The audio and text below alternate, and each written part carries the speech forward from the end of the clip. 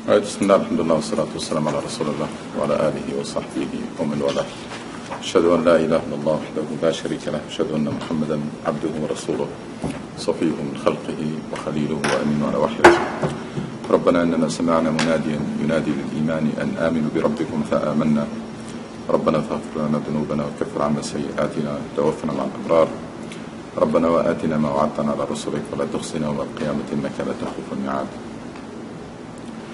Inshallah, we'll continue with our weekly class, and I'm trying to switch or start gradually transition a class into a forum or a working group, and I may need some help with the management aspect so that we can really start discussing not just ideas but also implementation, how we can put this into action.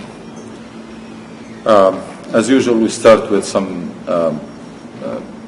thoughts about the Jumu'ah sermon. And this Jumu'ah raised the issue of complacency among Muslims, the fact that Muslims are not motivated, are not worried, are not curious anymore, and taking things for granted. People are very relaxed, very low ambition or aspirations, and very low level of motivation. So I try to understand why, so that we can fix it. And again,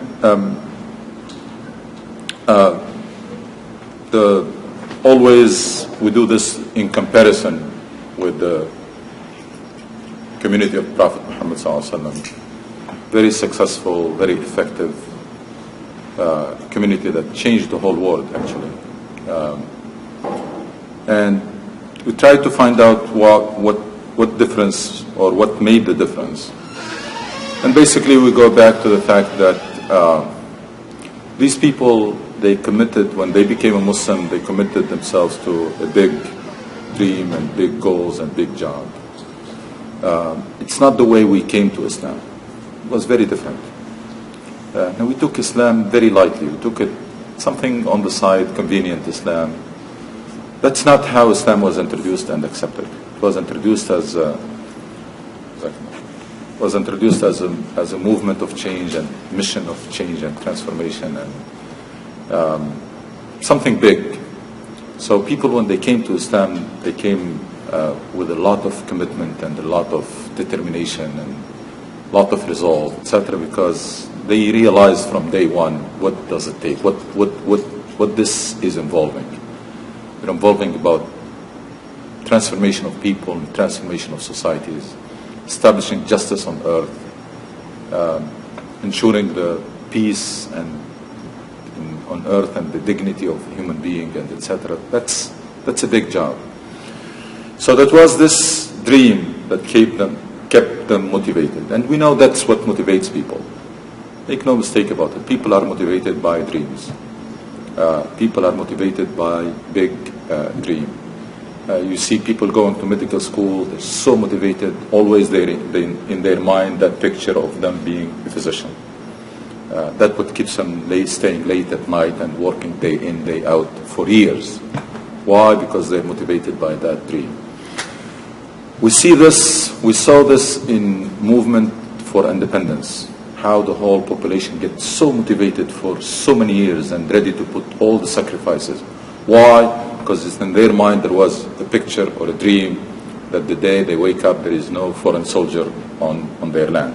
It's independence. It's one word, independence, that kept whole population motivated and ready to sacrifice, etc.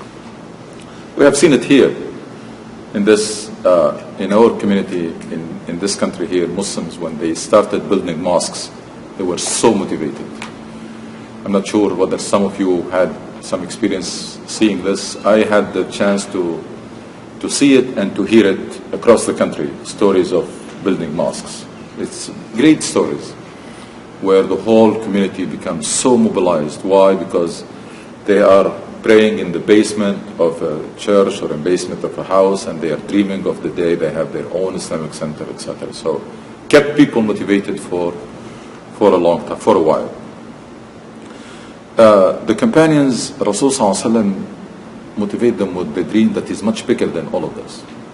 It's something that does not end.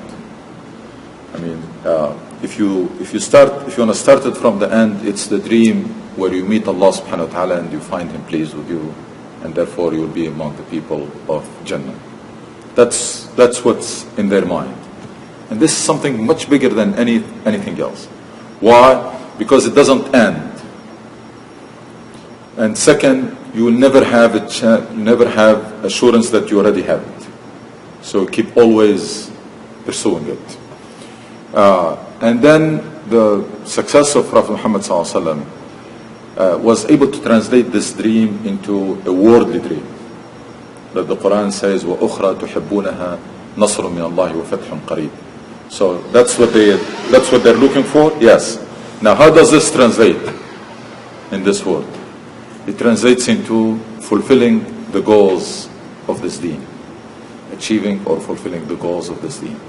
This deen, as I said, came so that justice prevails on earth, so that people will be free, so that the dignity of people is assured, so that peace will prevail on earth.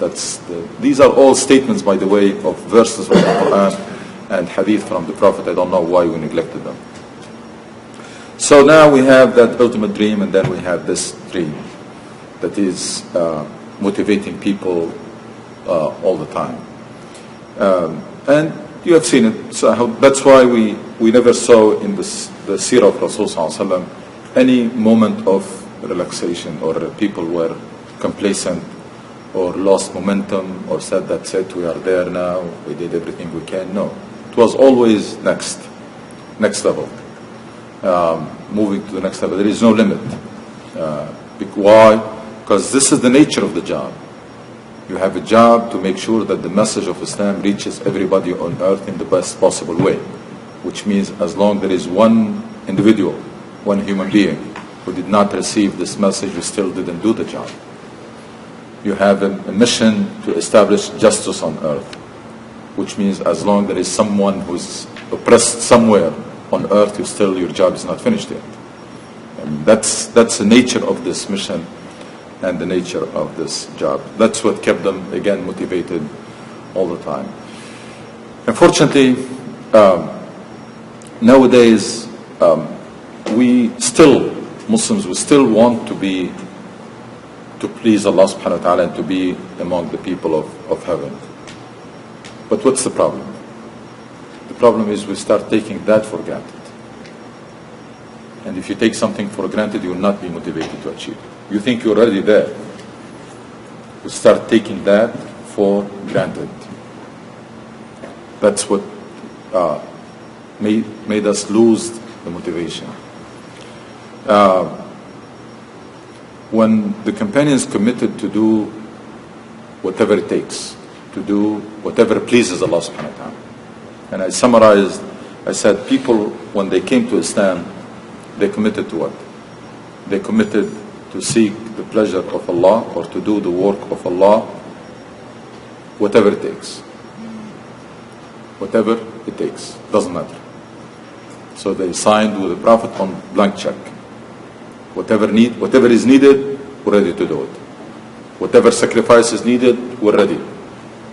So that's the difference between someone coming to do a job, a big job, with whatever sacrifice it takes. That word, whatever it takes, that's what I was focusing on this Jumu'ah.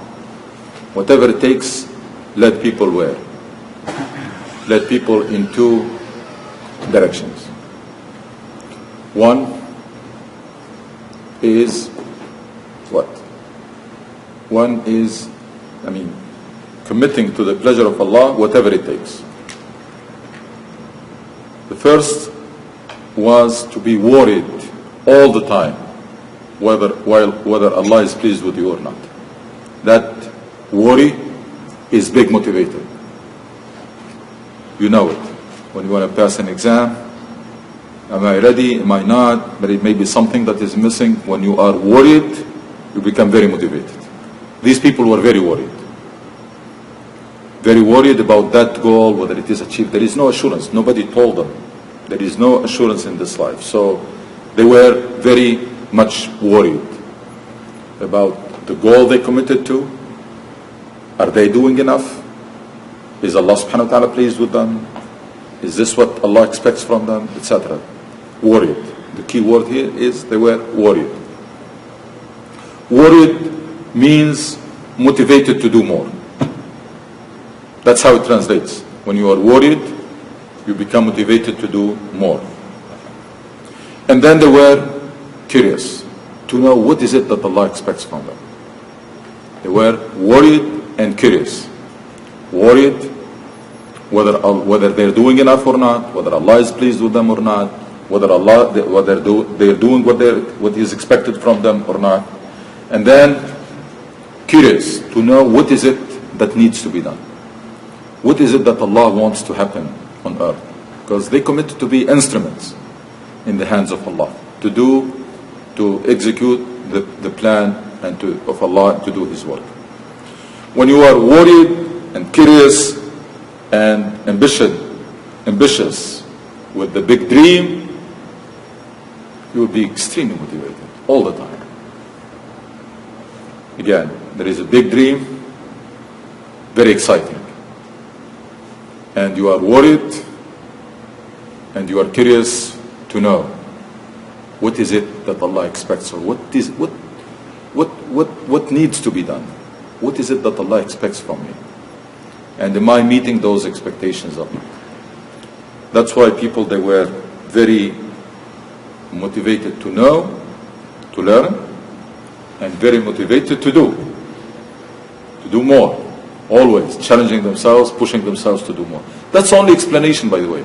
The only explanation for a smaller group of people to change this whole world. The only explanation is that these people were extremely motivated. Quran described them, say, even when they go to sleep at night, when they are exhausted, they wish they have more energy to do more. Even that, when تتجافى جنوبهم عن المضاجع, that when they are exhausted and they need to sleep, they still wish they have more energy so that they can do more. That's it. That's the story. And that's what needs to be revived. By the way, you may think of it as the companions have answered the call. Quran says, يَا أَيُّهَا الَّذِينَ آمَنُوا اسْتَجِيبُوا لِلَّهِ وَلِلرَّسُولِ إِذَا دَعَاكُمْ لِمَا يُحْيِيكُمْ. Or you believe, answer the call of Allah and His Messenger. When He calls you to what is, see here the best translation, دعاكم لما يحييكم. الأنفال,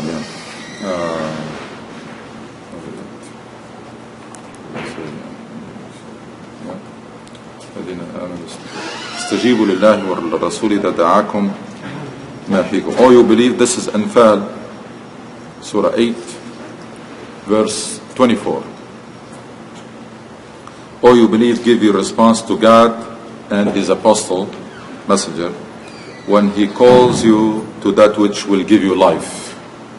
This deen will make life meaningful. استجيبوا لله والرسول إذا دعاكم لما يحييكم.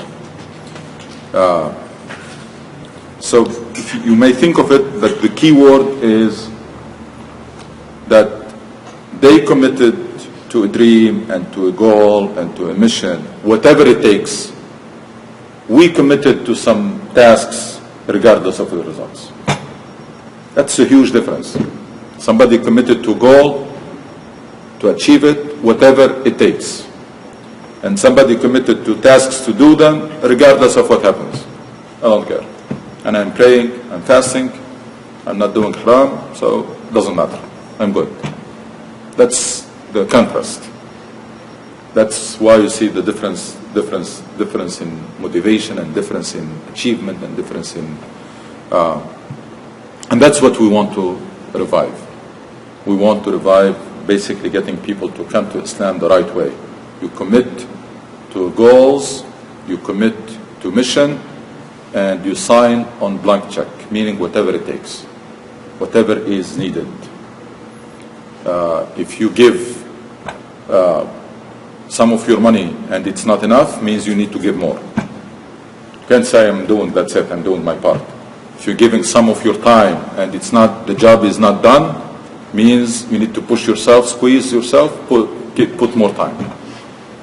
That's the attitude that we're trying to revive, to make Muslims commit to Islam as to the goals of Islam and to Islam as a mission, and to do that whatever it takes, so that we will not be giving the cause of Allah subhanahu wa ta'ala the leftover of our time and our money.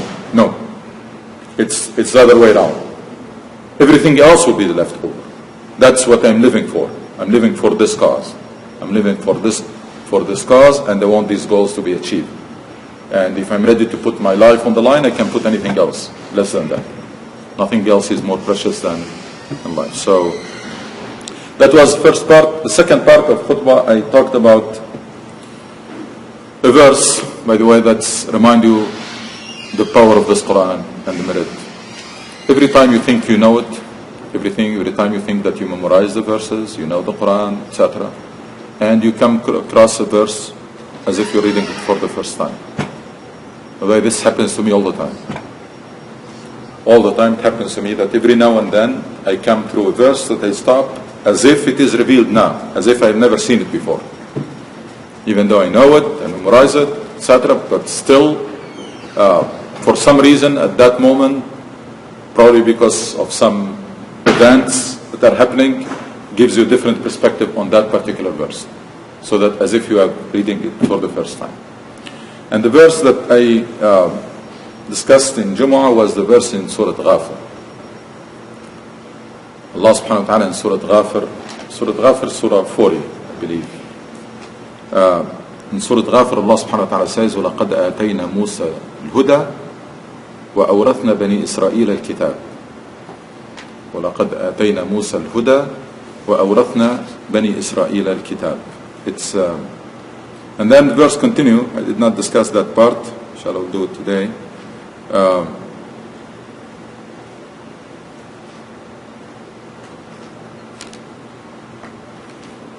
Zumar and then Ghafir.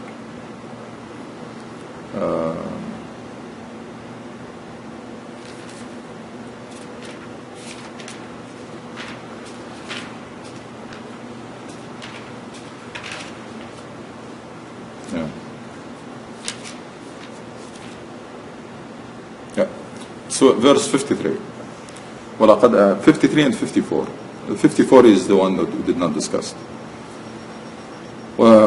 And we did give Moses the book of guidance, and we gave the book in inheritance to the children of Israel.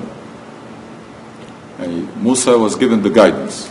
Bani Israel inherited the book. Okay? So, and as I said, unfortunately, you can say that now very comfortably about Muslims. Muhammad ﷺ was given the guidance and we inherited the book. We have the book everywhere, in mosques, in houses, etc. But how many people are making any effort to get the guidance out of the book? We inherited the book. And then it goes to say what? This book, Quran says, is also huda. So we went back to guidance. وَذِكْرَ لِأُولِي الْأَلْبَابِ. Not to everybody. So everybody inherited the book. The book was inherited by everybody. But this book is a guide and a message to man of understanding. It's beautiful two verses. وَلَقَدْ آتَيْنَا مُوسَى الْهُدَى وَأَوْرَثْنَا بَنِي إِسْرَائِيلَ كِتَابًا. This book that Bani Israel inherited is a guide and message, but not for everybody, for men of understanding. Basically those who make the effort, those who want to try to understand it, those who make the effort to get the guidance out of it. And as I said, for me, one of the indication that the Islam that we have has very little to do with the Islam that was brought by Muhammad ﷺ is our relationship with the Quran. Why? Because if we committed to that goal and to that mission, whatever it takes, we should embark on the study of the Quran to know what is needed and what does it take. Now, if I don't see Muslims today intensively studying the Quran, that tells me that they didn't get it. They got it wrong. Again, if I committed to the goal and to the mission, to the goals of the deen and to the mission, then I should embark on extensive and intensive study of the Quran to know what is expected, to try to figure out the plan of Allah, to know what is needed, to know what I can do or what I should do. Because I'm not doing that means the commitment is not there. That tells you that you committed to tasks that we are doing them. That's why we are not motivated to learn and we're not motivated to do more. And add to this, we're taking the goal that people committed to, seeking the pleasure of Allah, and we're taking it for granted. And we're conducting our life as if we were promised. We have ticket and reservation, our place is reserved, they're just waiting for the time to go there. That's how the majority of Muslims are conducting their life. Very relaxed, no worry at all, no motivation, the people are not challenging themselves or pushing themselves. And now we know the reason. And there is nothing you can do to fix it unless you recommit to Islam. You recommit to Islam the right way. That Islam is goals to be achieved, maqasid, ghayat, mission to be fulfilled so that these goals are achieved, so that Allah will be pleased with you, so that you will be among the people of heaven. That's the chain. You cannot break it. You want Allah to be pleased with you? Try to know what Allah expects from you. What Allah created you to do. What is it that Allah wants to happen on earth so that you become an instrument in the hands of Allah to make it happen. If we do that, then as I said, we should be worried all the time. Now the worry, by the way, it's not the negative worry. It's the positive one. The worry that will make you restless, that you are always motivated. And so it's not the negative worry that, no. It's, in Islam everything is positive, by the way. Even thinking about death in Islam, which is highly recommended, it was not meant to spoil your life. It was meant to make you more motivated. It was meant to create some sense of urgency on you. Rasulullah, when he recommended people to frequently remember that they are dying, they're going to die, it doesn't mean that to be sad. No, it means the opposite. It means to be more motivated, to have a sense of urgency, so that you do the job before it's over. Same thing, when we're talking about being worried, we're talking about being worried in a positive way. Worried means every time I want to just take it easy, relax, I remember there is a fire inside me that will keep me moving. Even when I'm tired, even when I'm exhausted, etc., that keep me moving. Curious to learn. That's very essential. It's very essential that you accept the fact it's not true that you already know. That's, by the way, how the majority of Muslims think. Majority of Muslims nowadays are not motivated to learn. Why? Because they think they already know.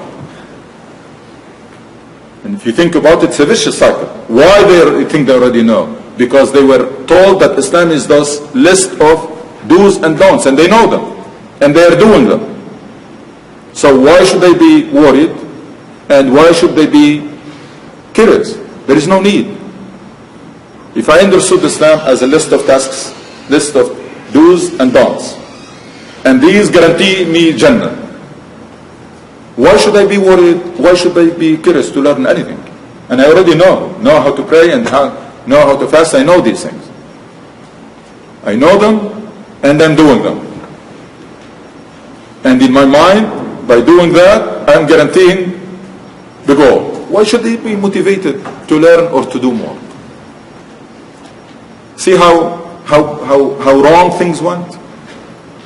Almost the opposite of what is needed. No, one, the goal is big. Nobody can claim that you are already there. Nobody can claim that mission accomplished. Nobody should feel that. Until it is over, until you get the assurance that you made it, you still have to keep pushing yourself. So we accept that nobody is guaranteed anything. Nobody should take anything for granted. Nobody should feel that you know it all. I mean, actually, and I don't exaggerate if I say the majority of Muslims, even those who think they know, they may have a lot of information about Islam, but not knowledge. The difference between us and the companions did not have a lot of information about Islam. I mean, all this fiqh book and fiqh discussion were not there before. But they knew the essence of the deen. They knew the essence of this deen. And that's what matters. Now we left the essence and we kept ourselves busy with secondary issues and with details. They were not lost in details. The issue for them at that time is what were not fiqh issue. It was this mission and how it should be fulfilled. So, and that's why they get it in the right order. And I keep reminding everybody that the majority of things that we think that they are Islam, they were revealed in Medina, not in Mecca. Fasting, prescribed in Medina. Zakat was prescribed in Medina. Hajj, of course. Prayer in the last year in Mecca. Alcohol was forbidden in Medina. That's what we think is Islam now. That's how we present Islam. You do these, you don't do them. All of these were revealed in Medina. From the wisdom of Allah subhanahu wa ta'ala, so that people don't get lost into the details before they understand the essence of this deen. That the essence of this deen is two things. You surrender completely to Allah, you commit yourself to this mission and to this goal. No matter whatever it takes. Whatever it takes. You surrender completely to Allah. That's one part of it. It doesn't end there. Many people think that that's it. Islam is submission to Allah. Yes, but that's not the whole story. And then commitment to Allah and to His cause. And we talked about the goals of this deen. And they are explicitly mentioned. And we're not reinventing the wheel. Allah subhanahu wa ta'ala in Surah Al-Hadid says what? لَقَدْ أَرْسَلْنَا رُسُلَنَا بِالْبَيِّنَاتِ وَأَنزَلْنَا مَعَهُمُ الْكِتَابَ وَالْمِيزَانَ لِيَقُومَ النَّاسُ بِالْقِسْطِ. So all this so that justice prevail on earth. That's what the verse says. We send messengers, we send revelations with them so that justice prevail. لِيَقُومَ النَّاسُ بِالْقِسْطِ. Rasul sallallahu alaihi wasallam says in hadith that when this deen, when my mission succeeds, وَاللَّهِ لَا يُتِمِنَّ اللَّهُ هذا الأمر, means when my mission succeeds, how did he link it to? He linked it to peace prevailing. لا يتمن الله هذا الأمر حتى يسير الراكب من صنعاء إلى حضرموت لا يخشى إلا الله والذئب على غنمه. And if you want to translate it, accurate translation. When my mission succeeds, peace will prevail on earth. We don't understand these words now. When he says somebody crosses the Arabian Peninsula, nothing happens to him. At that time, that was big. It was big accomplishment because there were so many gangs and so many tribes fighting each other. So crossing the Arabian Peninsula without nothing happening to you, that's total peace. And in one version of the hadith, he said women. Until a woman will be able to cross the desert without nothing happening to her. That's complete peace. That's what you need to understand first about this deen, before we get fighting about minor issues. So, and that's why nowadays people can be derailed and end up committing terrorist acts, etc. Why? Because they didn't get this essence that will inoculate them against this nonsense. If someone gets the essence of Islam, nobody can deceive him. Nobody can fool him. I mean, if I understood Islam is a mission of reform and mission of development, and somebody come and say, can invite me to destroy or to kill, I'm not going to do it. Even if you read me hundreds of verses, and I understood what this mission is about. Every verse that you're going to read, look for the context in which it was revealed, or a hadith, because that's what this deen is about. This deen did not come to destroy or to kill or to do anything. This deen came about reform, about development, and the proof is what? The proof is the pioneers of this deen, who were Bedouins. They were champions of great civilizations. Bedouins, champions of a great civilization. That's the true Islam. What does it do? The current version of Islam takes someone from UK or United States or from the top of civilization and turn him into Bedouin. And turn this person into Bedouin. You see them, the way they dress and they act and they behave and they talk. They push them 1 century back or more. That's the current version, or one of the current versions of this deen. So the true Islam made Bedouins champions of great civilizations. They didn't do all the civilization, but they were also able to absorb existing civilizations. Because there is no such thing as Islamic civilization. There is human civilization.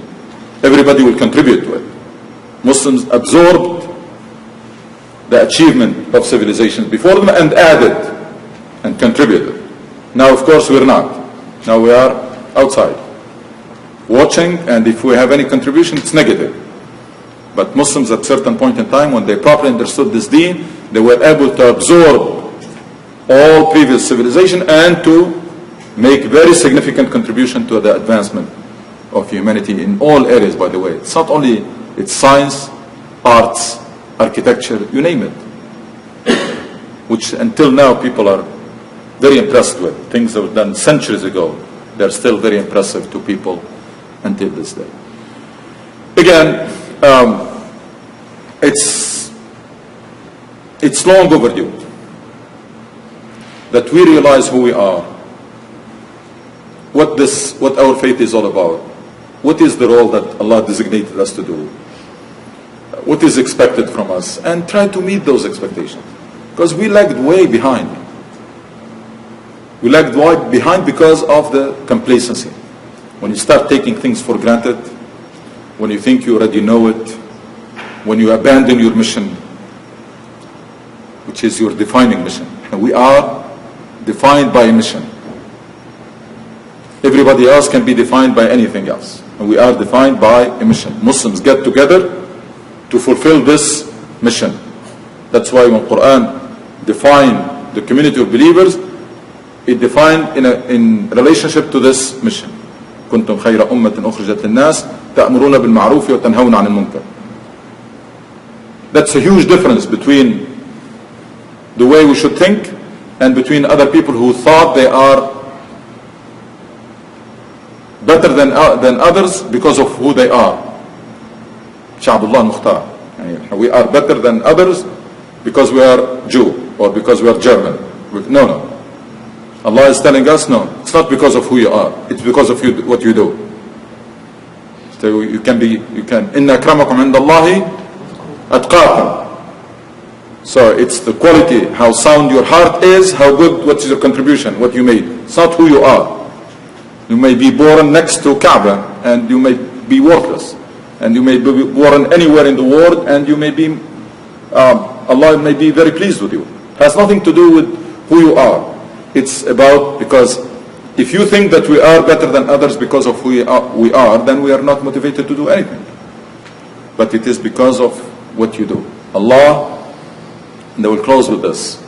Allah designated Muslims to lead. Lead by example and by contribution. Not lead means exploit others or dominate. To lead and to guide humanity by example and by contribution. Nothing less than that will please Allah subhanahu wa ta'ala from us. So even now, as bad as the situation is, we shouldn't be dreaming about average, going back to zero. Yes, and we are in the red, in negative, close to minus infinity, but we shouldn't be hoping to go back to zero, because that will not motivate anybody to do anything. It's a motivation that the Rasul ﷺ engendered in the people and his companions in Mecca, while they were in the worst situation and their dreams were so big. Dreams were so big even though the situation was so bad. In Mecca they were fearing for their own lives. Yet the Rasul ﷺ always making them thinking big. And no wonder why one companion, when he was asked about what are you after, he did not hesitate to answer that God sent us to save people, save humanity. إن الله تعالى نخرج الناس من عبادة العباد إلى عبادة رب العباد. It's not by oppressing people or dominating. It's by what we do. It's by our being distinguished, being model community, and being a leading community. In terms of Muslims in this country, their contribution should be bigger than anybody else to the common good. That's if we understand this, our deen properly. Just tell me, what problem did we contribute to solve in this country? What did we do? Now we have been here for decades now. We don't have anything to show for, to say this issue, we were part of it until it was solved, or we contributed to it. Is this what is expected from us? No. Is this what Muhammad ﷺ would have done if he was in our place? No. You build a mosque, fine.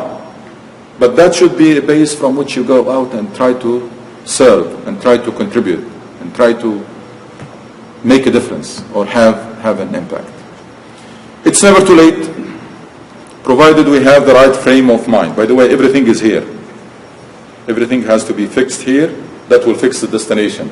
And then here to get the energy to go there. That's how Rasul ﷺ was incredibly successful. It's the right destination, that's frame, mindset, vision, the dream, goals, etc. And then spiritual energy, the fuel to get you towards these goals. That's the balance that this deen beautifully established, strikes. And one of the best descriptions of the companions they were رهبانا بالليل فرسانا بالنهار. كانوا رهبانا بالليل فرسانا بالنهار. Monks at night. Why? They are refueling. At night they are refueling, spiritual. During the day, that energy is expended in fulfilling this mission. كانوا رهبانا بالليل فرسانا بالنهار. And then you go back at night and to refuel, recharge. Why? Because this is a very demanding mission. It requires a lot, requires people who are strong, it requires a lot of energy. That energy is harnessed at night when people stay up late, praying and supplicating and making dua to Allah subhanahu wa ta'ala.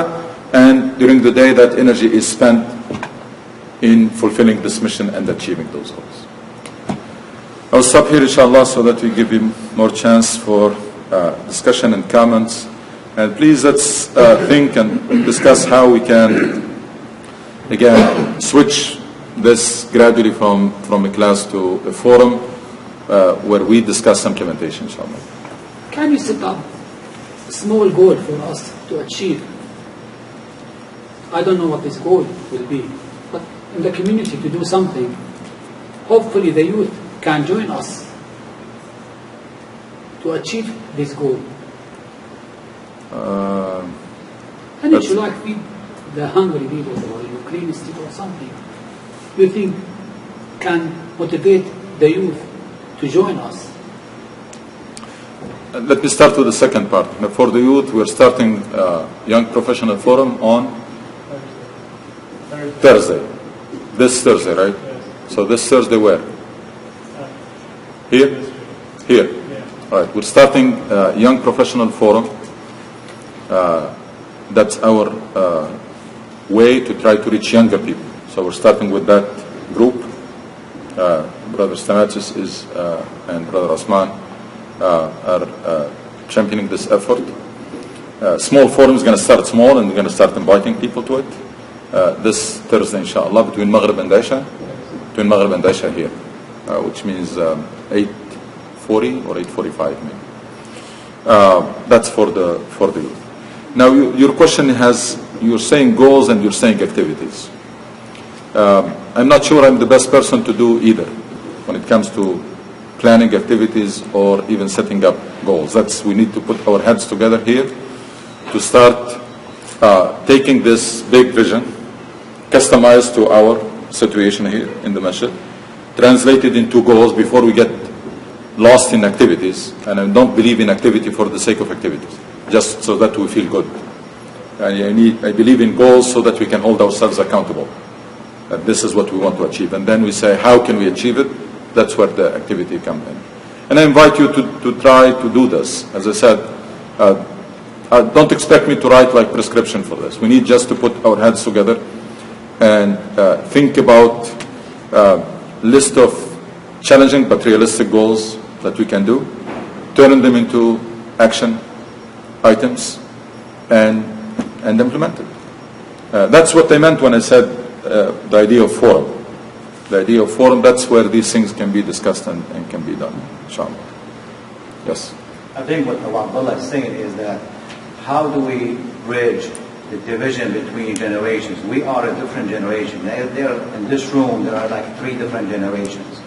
So how do we overcome the division between the generations? We are like the 50 plus are locked into a specific frame of mind, and the 35 to the 50 also the same thing. And then you got the youth, the teens and the 20s, are also locked up into a different frame of mind.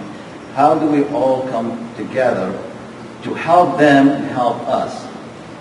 And that's really has nothing to do with activities. It has something to do with tawiyah and the education, education and so forth. And this is what we more or less, looking for. You put your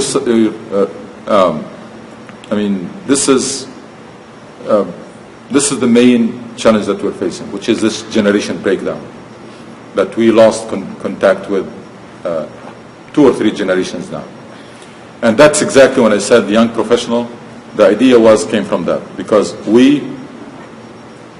myself, I can talk to young professionals. I cannot talk to high schoolers, etc. But I can reach them through them.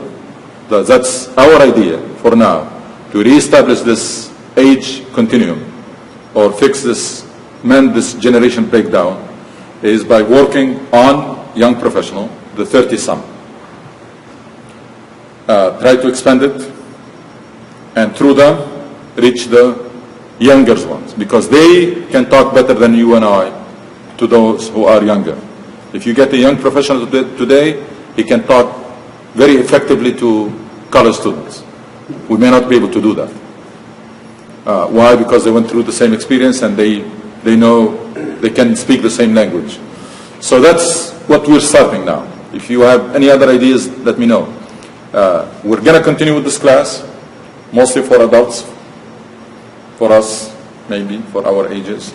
And then we're starting this forum in parallel, which is our way to try to reach young people and try to mend this generation breakdown.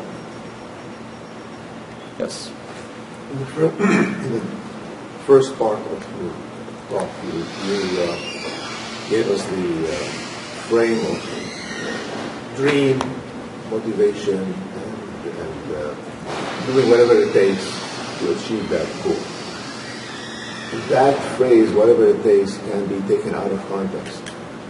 Whatever it takes, because we know that the goal does not justify the means. So maybe you can explain a little bit. Very good. Yes, it needs explanation, yes. This deen is so huge that its pieces are so interconnected. That's what Rasul Sallallahu Alaihi Wasallam said, هذا الدين متين. So you're right, sometimes when you talk about one part without clarifying the rest, it may be misunderstood. I mean, whatever it takes, it doesn't mean, absolutely, it doesn't mean that goals justify the means. Whatever it takes is the one that I explained, that if you're giving some of your time and is not enough, you need to give more, or some of your money, etc. But we're bound by rules that are not flexible when it comes to what can be done and what should not be done. Anything that is haram, that's not on the table. Anything that is forbidden, that's not on the table. And then within things that are allowed, if you are in country and you sign to be a citizen, you abide by the law, anything that is illegal is not on the table, because that's a contract. Citizenship is a contract. You are signing to abide by the law of the land. You don't like a law, you try to change it, but you're not allowed to violate it. So anything that is illegal is not on the table, is not part of whatever it takes. And then even if it is lawful and legal, there is still, we have another test that it has to pass, which is that the advantages, the benefit outweighs the harm. You want to do something, it has to be lawful, legal, and then it should be that the benefit outweighs the harm out of it. Any of these tests, if it is failed, it's out. It's not part of that. But whatever it takes, I'm saying is, there is at no point that you can give to this deen and you say, I'm giving enough. Why? Because you're committing to goals. It comes to, by the way, that's how I understand and all the verses that talk about jahidu bi amwalikum wa anfusikum. Because jihad is not qital. These are completely two different things. So jahidu bi amwalikum wa anfusikum, strive in this mission and in this cause with your self and your money. That's what it is. Put more efforts, more time, more sacrifice, more money, more etc. for the cause to fulfill the goals. Has nothing to do with go and kill people or go and risk your life unnecessarily or no. So yeah, you're right. It's a very good point that when you say whatever it takes means you don't spare any effort. You don't spare anything. As long you always challenge yourself to do more and to give more to the cause of Allah subhanahu wa ta'ala. Why? Because you're committed to goals, not just to certain contribution. You're committed to goals and therefore whatever is needed, you should be willing to put it. Yes. Brother, while we are doing these gatherings in our mosques, out there, we have like elected politicians like Gingrich that say that if anybody, we have to interview every Muslim out there, and if they say they accept Sharia law, they should be deported from America. Do you think prominent Muslim scholars like you, like Dr. Sayyid Hassan Nasser, Dr. Sayyid Ammar Naqshbandi, do you think it might be a good idea, out there to challenge these people on a national televised debate? Because the way it is right now, we are just being pushed to the corner, and as you know, violence is rising, they'll be attacking mosques everywhere. So, do you have any comments about that? My brother,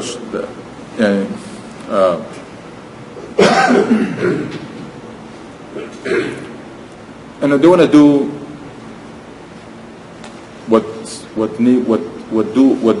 what achieves the job or what do the job, what will do the job, or we're going to do something that makes us feel good. And most of the work that is done by most Muslim organizations, it's a work that makes you feel good, but gets nothing done. Why? The problem is very deep. Problem is very deep, and it's not going to go away anytime soon. Forget it. There is nothing, even national debate, whatever you want to do, advertisement, billboards, that's not going to fix it. Problem is very deep. Now today, we are reaping what we saw before. Today is, we're seeing the results of what we did and what we failed to do before. You want to see better results in the future? You start doing things differently now. But there is nothing you can do today to see results tomorrow. Why? Because Muslims for a long time, because of our isolation, because of our disengagement. We made ourselves a mysterious community, unknown. So when these news comes from overseas, now became a suspect community.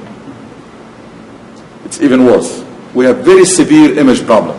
If you want to see the problem as is, I mean, you can go to Muslim organization and tell you just something simple. If we make some ads on TV and make some ads on the buses, etc., things will be. That's not true. It's not going to go away. This is very deep. We are unknown community, and we are a community that is feared now. And people have all the right to do that, especially after all the incident that took place even here, not even overseas. Right? There is no quick or easy way to fix this. You want to start a long journey today, which is by getting Muslims to be very comfortable being Muslim Americans.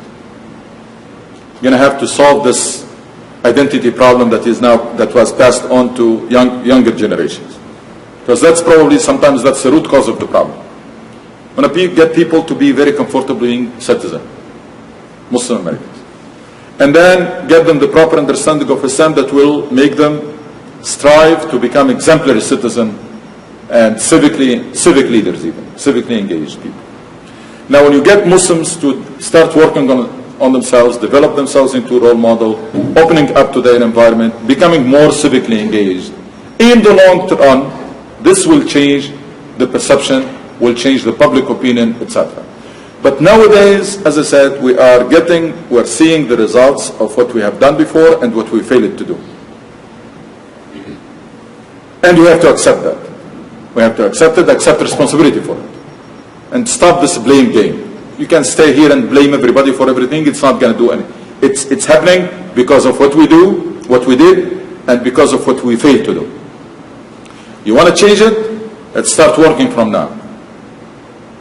It's going to take time, because public opinion and perception is not easy to change.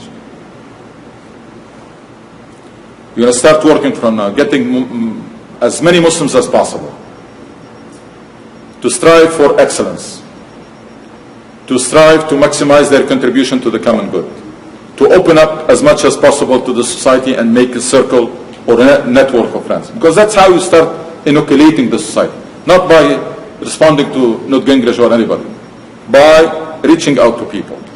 And always make the contrast. Take an average American citizen who does not know any Muslim. What's their views about Islam and Muslims? And take another average American citizen who have Muslim friends. You will see completely different perception. Why? Because this person is no longer mystery for him. He or she has Muslim friends. And they knew that it's not true that every Muslim is terrorist, that every Muslim is bad. That's not true. They know it firsthand. It's not us, we're going to come and tell them. They know it. Imagine majority of Muslims are doing that.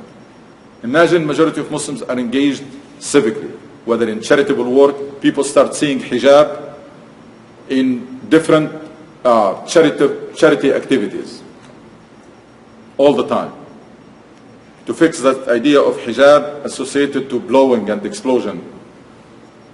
That's how perceptions and mindset are changed. But those who are saying that with some ads, with some sensitivity training, with some workshop, with some that we can change the perception of the public, they're fooling themselves. These things that we're doing, they make us feel good that we did something. But they're not getting anything done, very little, very ineffective. The work that is needed is bottom up, is from the roots, in the neighborhoods, in the city, in the state, etc. When you have as many Muslim individuals, as many Islamic centers, because you need to be engaged and open up, not only as individuals, but as Islamic center. Imagine every Islamic center has very, very strong relationship with churches around in the area, and working together on many common issues all the time. These are going to be your allies and your friends. These are going to be the people who are defending you better than you can defend yourself. Imagine every Muslim in their neighborhood, in the workplace, they open up and they get to know people and they establish and maintain this type of relationship. Imagine Muslims engaged in charitable activities and in civic activities, participating even in partisan politics, civically involved in charity, etc.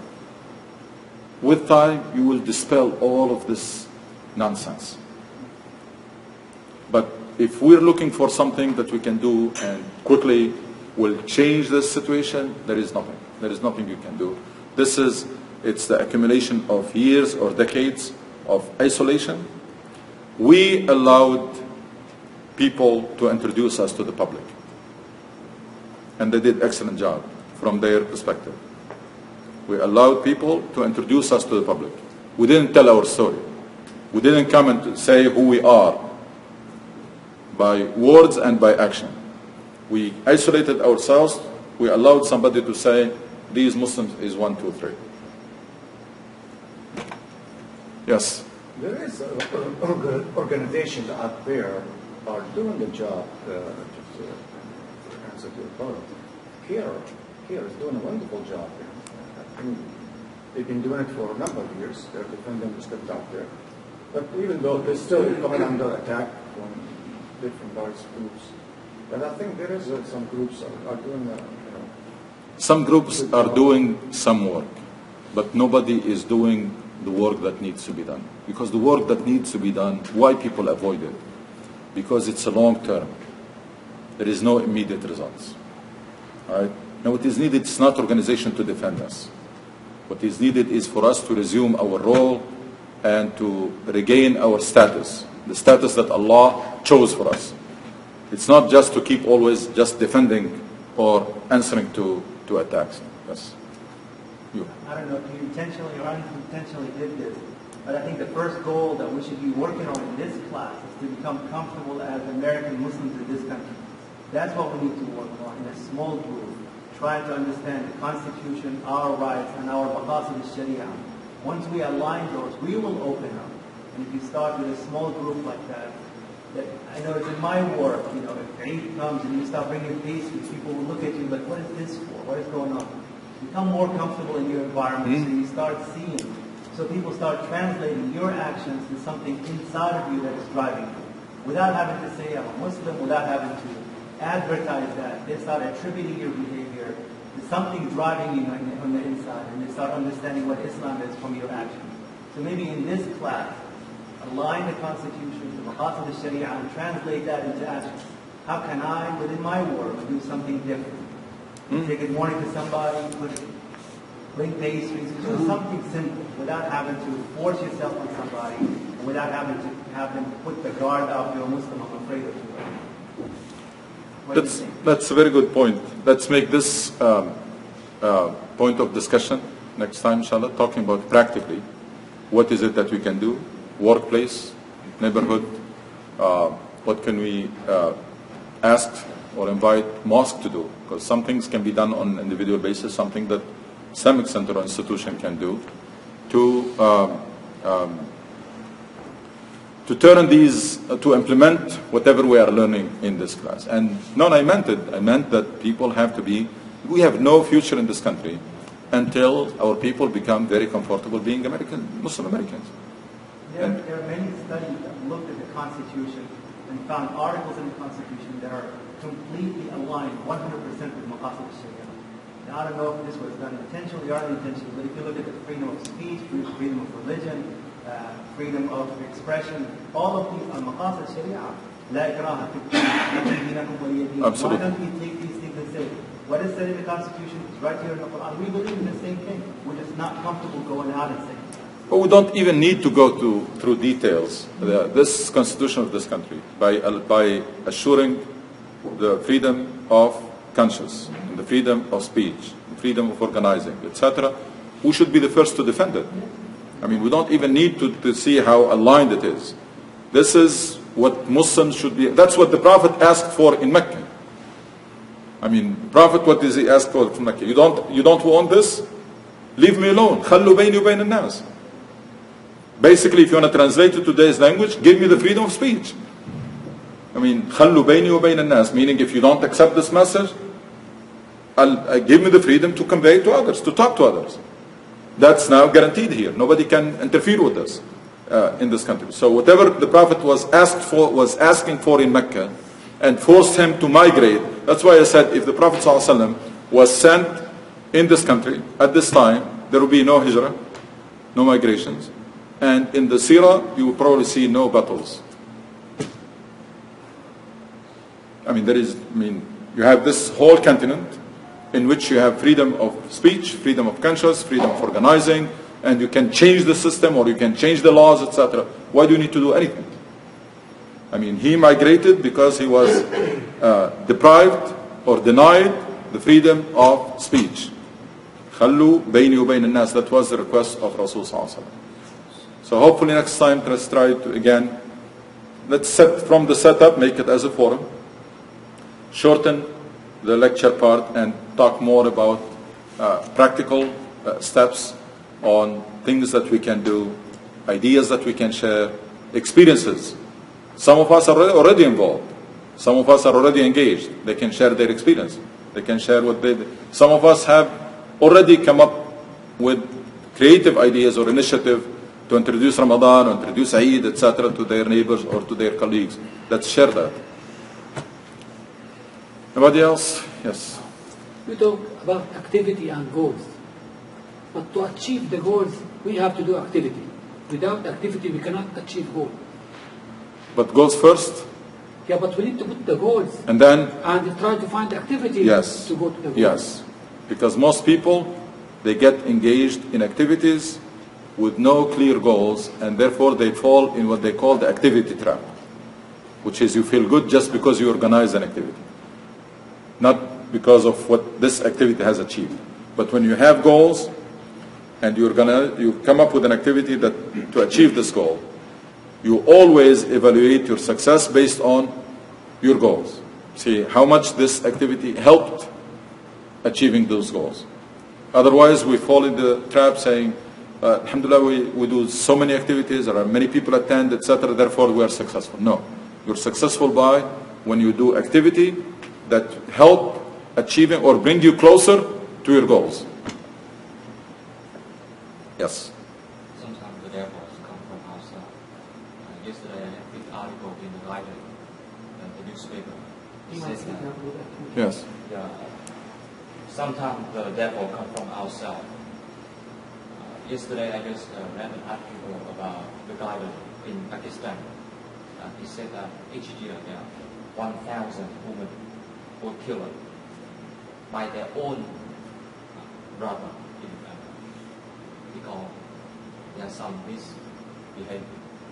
And when the non-Muslim, they see, they read the article, Horrible. Yeah.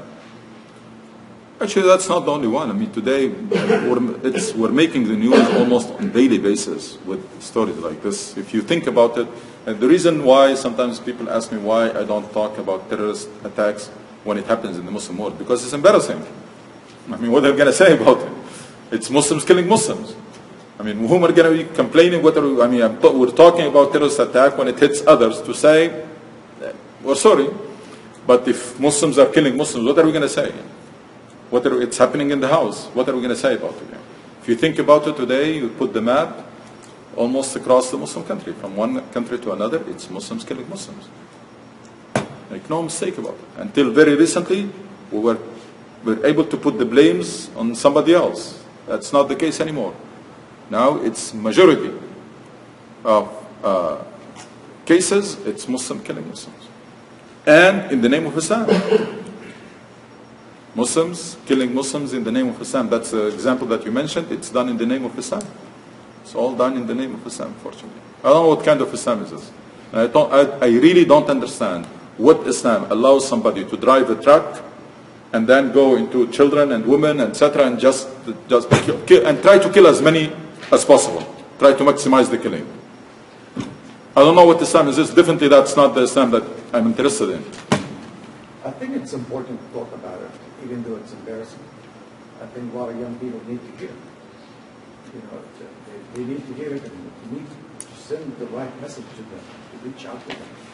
How many? Every week, we're going to be every week talking about everyday incident. At least maybe 5 minutes or so. Inshallah. Inshallah. Yeah, as a brother asked to set up some goals for, it has to be individual according to his understanding and the capability and environment.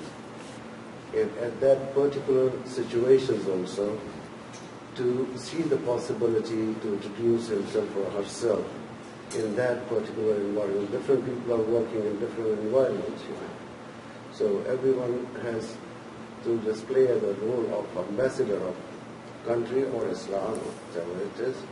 So nobody else can give you a particular goal. As you are giving a general idea which is very good, and out of that one we have to just pick and fit to our situation. And the secondly, when we read an article written by somebody over here, we should not be very much intimidated, because if you just read the whole thing, whatever happened over there, I mean, these are the things are just to be ignored, because it is just going to give you some particular idea, I mean, some part of the story, and not the whole idea, whatever is going. And it's better not to get involved just like yesterday I was talking to Sheikh Mamdou about one of the tafsir I was going through, that why Allah subhanahu wa ta'ala asked Shaitan to make sajda to Adam. And the Mufassir said that because Allah subhanahu wa ta'ala nafakhta ruhi, that's why the sajda was for that one. When somebody thinks, no, this ruh is part of Allah subhanahu wa ta'ala. So when we sleep and we say that, oh Allah, if you take my ruh, keep my ruh, please be merciful to it. So if it is a part of him, how he can do something, a tough thing on this ruh? So those are the areas because we don't need to get into that. It's better just to leave it alone and move on. That's why they call it, try to seek useful knowledge. Yes. Seek useful knowledge and knowledge that leads to action. Because this deen is, so much information that the issue is not information. Yeah. It's a useful knowledge. I'm going to want to comment on the first part. One of the things that we got wrong is that we think that collective work is a substitute for individual work. So that many Muslims nowadays think organization will do the job for me. The masjid will do the job for me. No, that's not true. This job is individual. Each one has to do it. And when we get together, is to do the job that we cannot do individually, is to go to do collective work that will impact the society at large. But each one of us has to take care of business in their area. Rasul sallallahu alaihi wasallam beautifully described says by saying, "Kullukum ala thagrat min thaghar al-Islam, fala yu'tayanna al-Islam min qibala." And you are defending one section on one part, Islam. Let not Islam be attacked from your side. Basically, if you want to translate it, you can say each one of us has to take care of his or her circle. Meaning, neighborhood, family, workplace, etc. Make sure that you represent Islam in the best possible way there. Make sure that you do the job right there. Make sure you become good ambassador of Islam there. This is something that nobody else can do for you. This is you are the only one who can do it. Now, when we all are doing this, individually in our immediate circles, then we can come back together and say, what can we do? Because no matter how many circles we're going to cover, there is still a lot of space that's not going to be covered. All right? So we come together to do a job on top of the job that each one of us should be doing. Majority of Muslims nowadays understand that you build an organization to do the job for you. And your job becomes what? Just to support the organization, either financial or by attending their activities, paying membership dues, or etc. That's it. Why? Because they will do the job. That's not true. Organizations exist to support individuals doing the work, fulfilling this mission in their environment, and then to streamline this scattered individual efforts in the society, but not to be substitution, not to replace the individual effort. So make no mistake about it. Allah subhanahu wa ta'ala will be asking each one of us individually about that part. What is it that you did in your own circle? Basically, it's like a team. You know, team, football or soccer, etc. Everybody is responsible for a section. But then the whole team will be working together. But still, that does not to replace the responsibility of every player about their own part. So that's the attitude that we need to revive. That at the end of the day, Allah subhanahu wa ta'ala is going to be asking us individually about this job, about this mission. And then collectively. Now, the second part requires collective effort, and but the first part, you have no excuse. It's your responsibility. I mean, you should be considering this class or this forum as trying to support you doing the job, not as a substitution. And it seems, as you said, that the ground is very much rich and ready. For the last 22 years, I have changed. And I believe that. I believe in this. I believe that our community now is ready for more than ever before. For a new message, for a fresh understanding, for a direction. Why? Because they have been lost for a long time, for too long. And now they start seeing how dangerous this is, where is this heading. Until very recently, by the way, you can find someone who defends the status quo. You can find someone who will tell you, no, we're good, things will be okay, whether here or in the Muslim world. Nobody dares to say that now anymore. Because the situation has reached a point where nobody can defend it. So now the time to put proposals for change and to put visions and directions for this community. And I saw it even for Jumu'ah. The language I speak is not easy to accept, because many people are used to the soothing speeches that tell you you're good, our history is great, we're the greatest people on earth, our faith, etc., everything is okay, everything happening to us is conspiracy, don't worry about it, things will work out.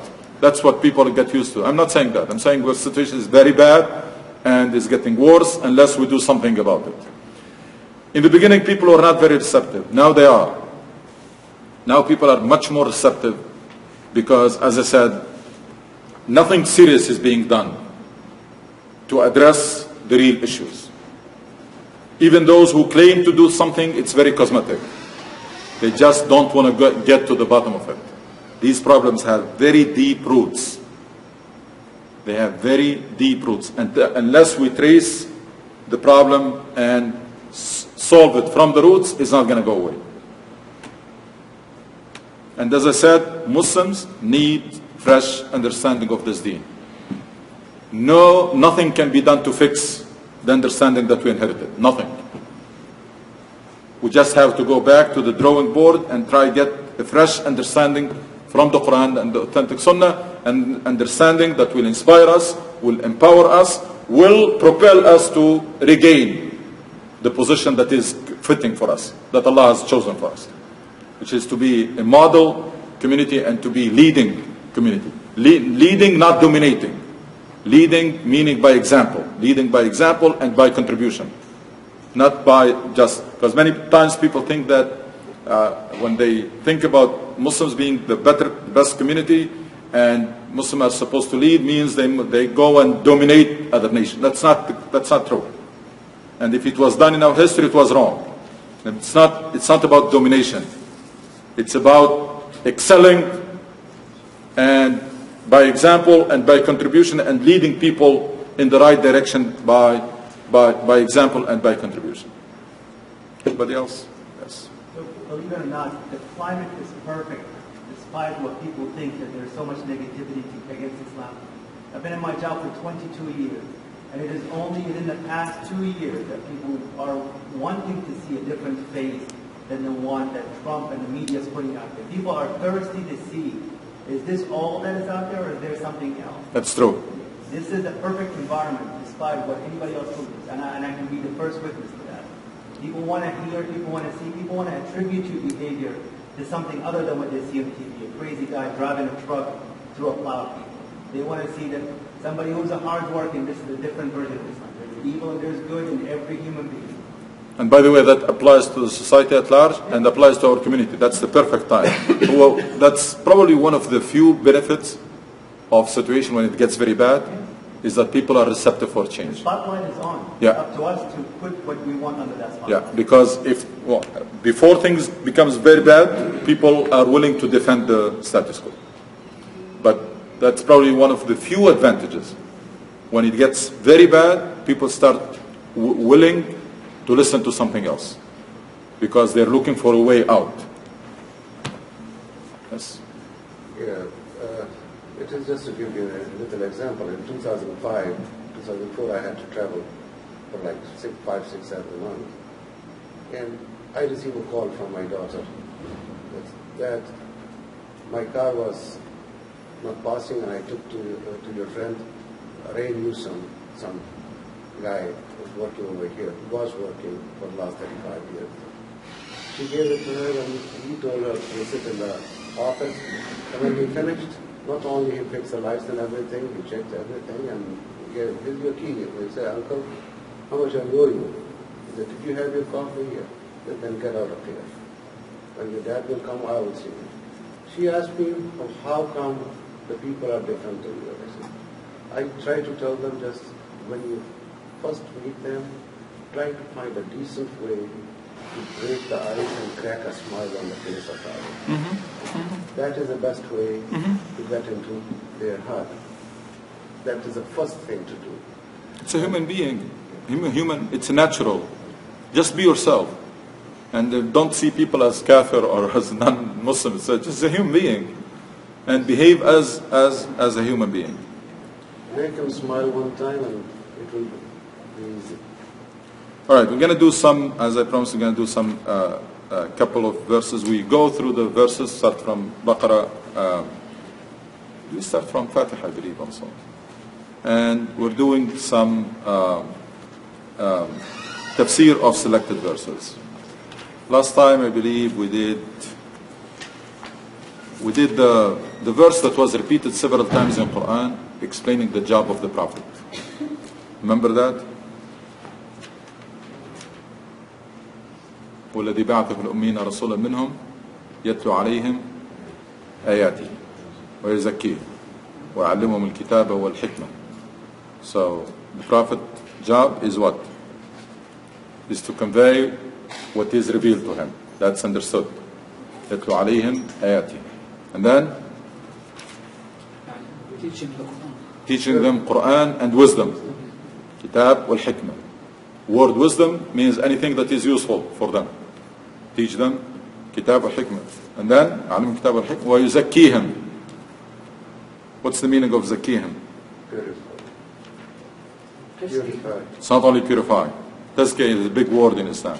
It's purification, mentorship. It's a mentorship that involves purification and development and empowerment. It's basically helping people to realize their potential. That's exactly how it's defined in Arabic, by the way. Tazkiyah iblagu shay'i kamalahu, which is, in today's language, it's translated into self-development, self-empowerment, or mentorship, which is to be all you can be. That was repeated in several places in Quran, and when Allah subhanahu wa ta'ala repeats a verse, there is a reason for it. What else?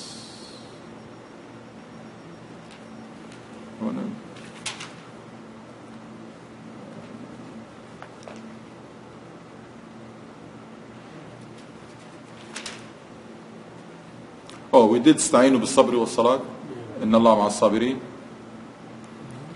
الذين آمنوا استعينوا بالصبر والصلاة. Seek help with patient perseverance and prayer, for God is with those who patiently persevere. By the way, Rasul sallallahu alaihi wasallam, whenever something serious happens to him, he rushes to prayer, implementing this verse, استعينوا بالصبر والصلاة.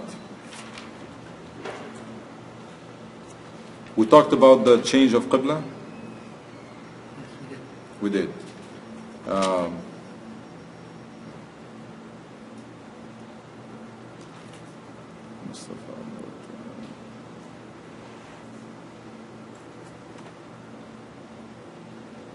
All right, so let's do the 155 and 156 and 157, 3 verses together.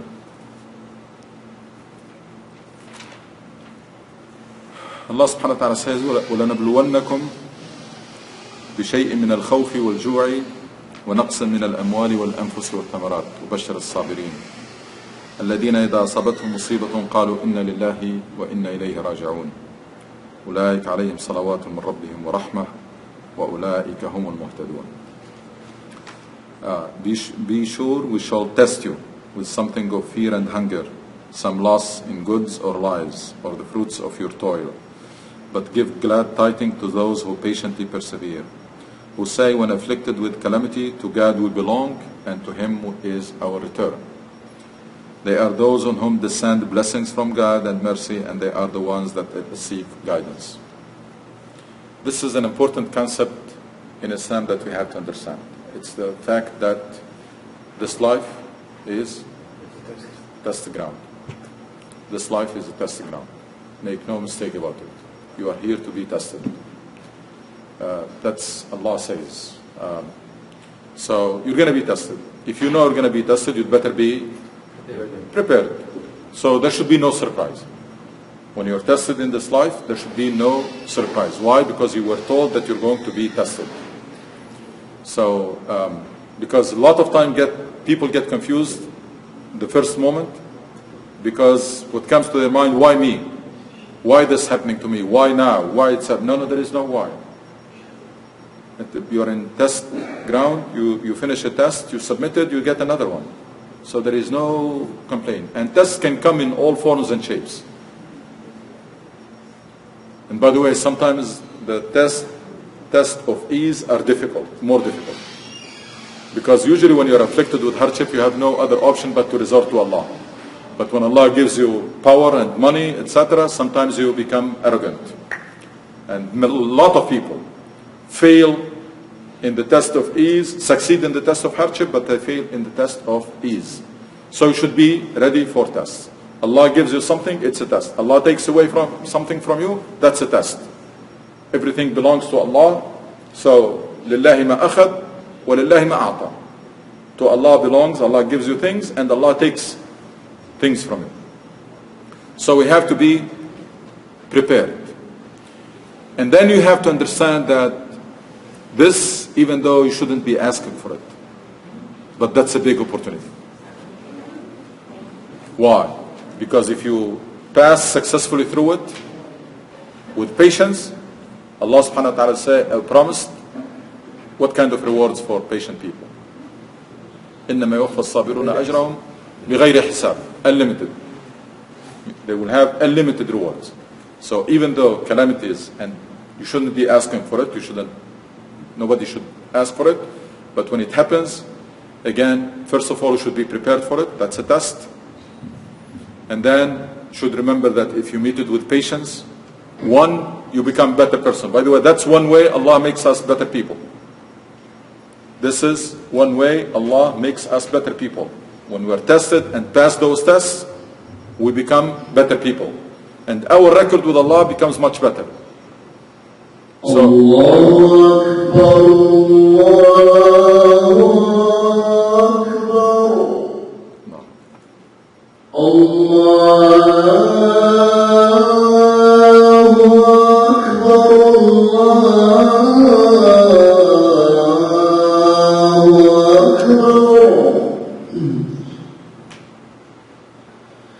أشهد أن لا إله إلا الله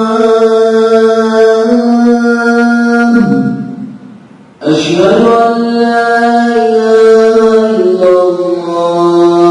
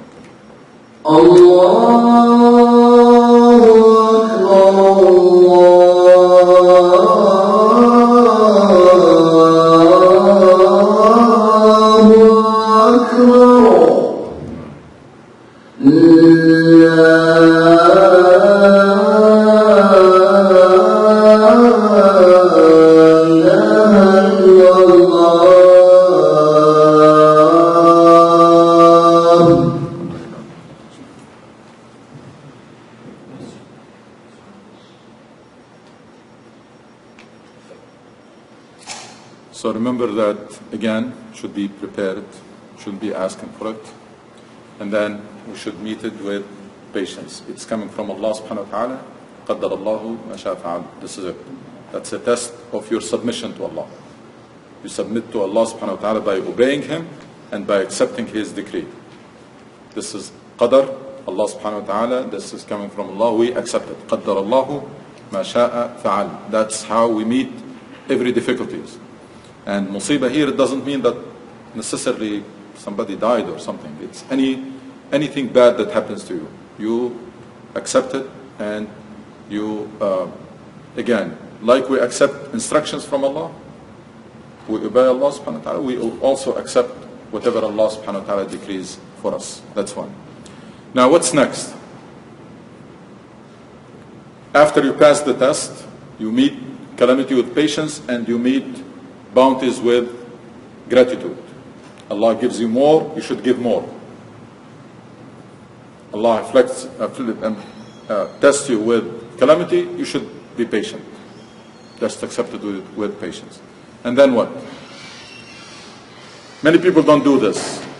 But what's coming, I think probably nobody or very few people do it. What is it?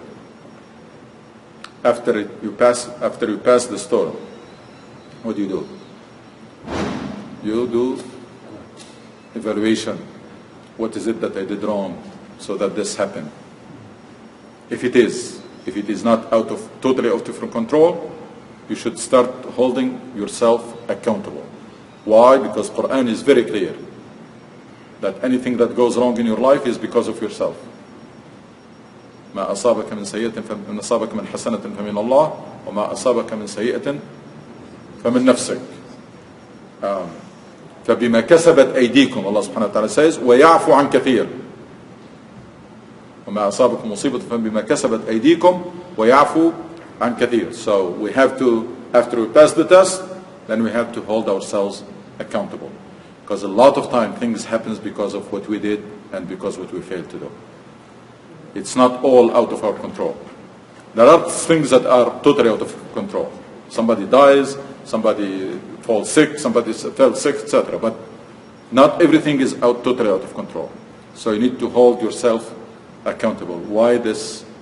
What is it that I did or I failed to do so that this is happening? Another thing is that to look at these tests as wake-up calls. Maybe Allah subhanahu wa ta'ala is, maybe you start to go on the stray and Allah subhanahu wa ta'ala wants to bring you back. Because a lot of time these tests brings us back to Allah subhanahu wa ta'ala. So we should think of it like that. It's an opportunity, even though it's a challenge, but it creates an opportunity. It's from Allah, so I have to accept it. And then I have to learn from it. Only people who learn from what happens to them, they progress. Only people. And I know for sure that when it comes as nations and communities, we don't do this. That's why mistakes are repeated. Same mistakes, repeated by the same people. And disastrous mistakes. That, causes major damage to a whole nation.